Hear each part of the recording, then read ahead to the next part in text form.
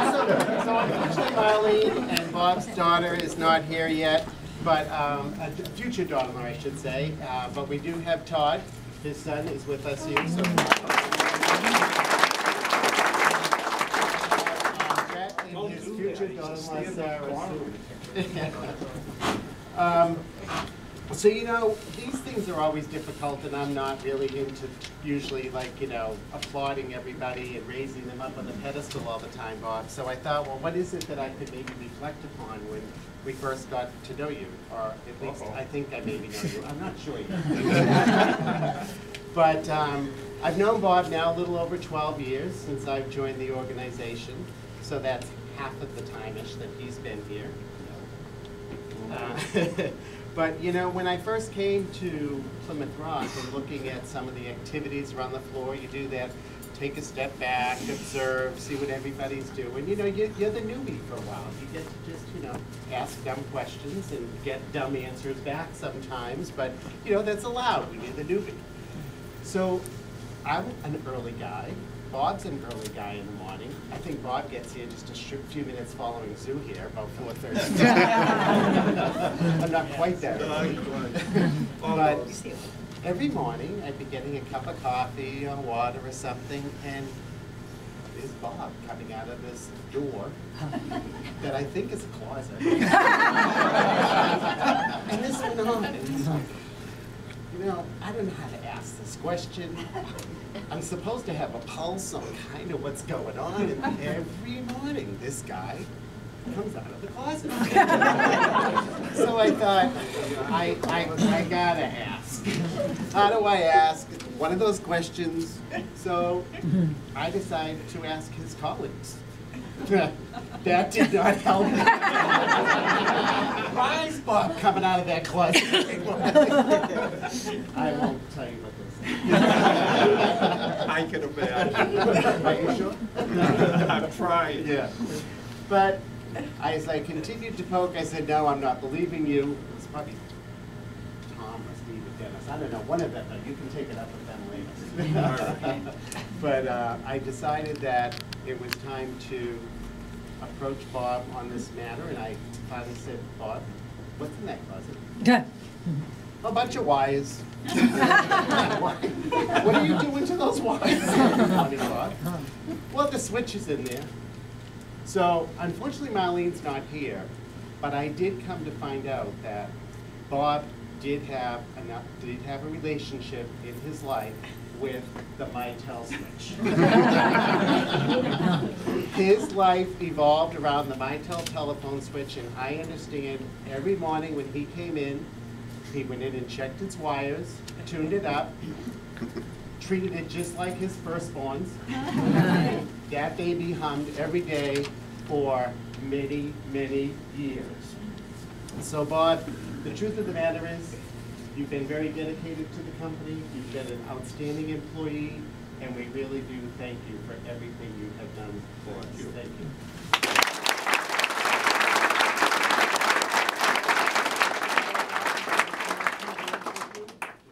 Well, I'll say what my first memory was. It's probably not the first time I met Bob, but this goes back a long way, so this is my first memory.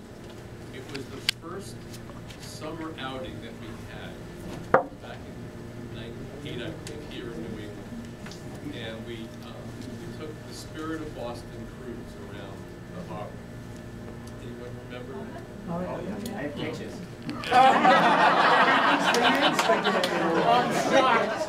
I had arrived in our Massachusetts company a couple of weeks before, so it must have been July, August time, I came in July. And we had never done something like this midweek. It was actually in the evening. We took the cruise around the islands and stuff. And so we were breaking new grounds. And Plymouth Rock had the reputation from those of us who came from New Jersey as not being as out there and is not as willing to party and dance and be wild as it sometimes got in New Jersey. So here's we're on this boat, and the band starts playing, and it kind of, I think she was, you know, memories do funny things with your recollection. An attractive disc jockey, hostess type person said, all right, everyone, let's get out there and dance. And she grabbed Bob and for the rest of the night. He was out in the dance floor leading us in a very spirited celebration. So it's kind of appropriate. I mean, he had steps and moves that I never saw anywhere else.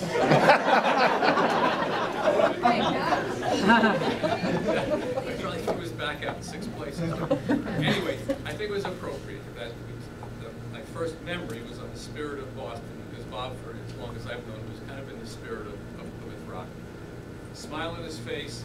Hi, how are you? How you doing?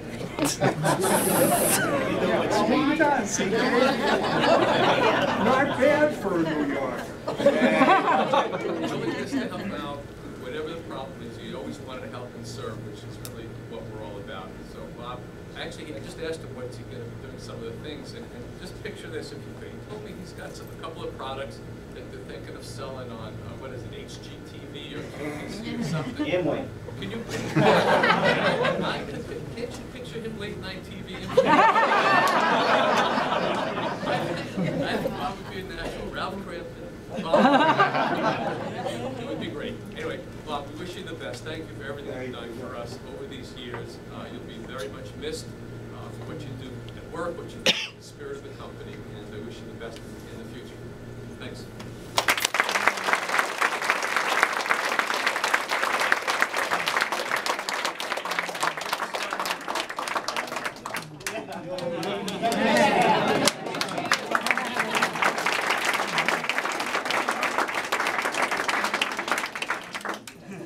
My wife Marlene and daughter Beth.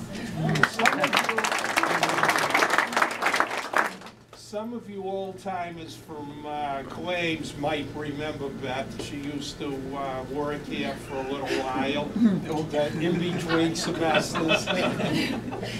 So. We're still cleaning up your stuff. I took care of everything. You thought you left it in the best hands when you walked out. Yeah. No, she knew better. Next, we're going to hear a couple of words from Dennis. Thank you, first of all, and I've had the honor and pleasure of working with Bob for the past 20 years. It's truly been a blast, Bob. I've had a lot of good times to Marlene, Brett, Todd, Bethy. I'm sure I'm not telling you anything new. You have a fantastic man, a great father, and a wonderful human being. Thank you.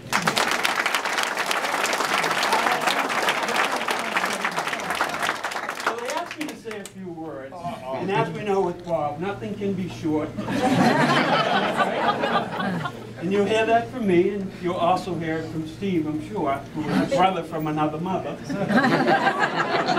Joined at the hips for 20+ years as well. But I do want to take a moment just to kind of reflect on your 20 years, or your 23 years, my 20 years here. And when I came in 1993, you know, Bob was obviously here, and one of Bob's responsibilities was taking care of the agencies and their connectivity back to Plymouth Rock, and at the time CSC. And part of Bob's, as Hal mentioned, personality is to exude true service. And whenever Bob went out to an agency or went to one of their offices to fix a problem, undoubtedly he knew every CSR, every agency principal in that office. And he went about his work fixing their problems, and there wasn't an office that he went out of where he didn't leave with a hug for every CSR. Whether they wanted it or not.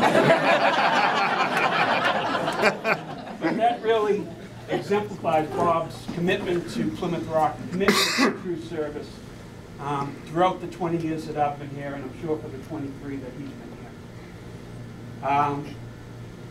Funny story, Paul alluded to that phone closet that's up in the